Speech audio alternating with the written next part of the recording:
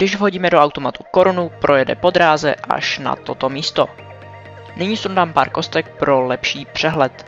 Mechanismus se skládá z velké a malé posuvné části, přičemž ta malá se nachází uvnitř té velké. Pokud zatáhneme za velkou část, díky minci se posune i malá část, ve které je lentilka. Tedy mince propadne do zásobníku mincí a lentilka vypadne ven. Když poté zasuneme velkou část zpět, společně s ní se posune i malá část, do které propadne další lentilka. Nyní si to ukážeme znovu s více lentilkami.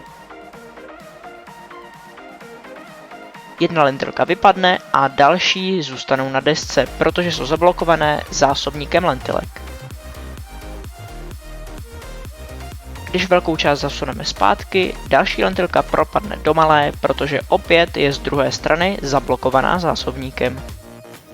Samozřejmě, že pokud korunu nevhodíme, nemůže se malá část s lentilkou posunout a tedy nám nic nevypadne. Pokud se vám video líbilo, nezapomeňte dát like a dotazy ohledně tohoto automatu pište do komentářů pod video. Koukněte se taky na moje předchozí videa a nechcete-li, aby vám uniklo další video, přihlašte se k odběru. Sledujte také můj Google Plus pro více informací ze zákulisí. Díky za zhlédnutí a čau.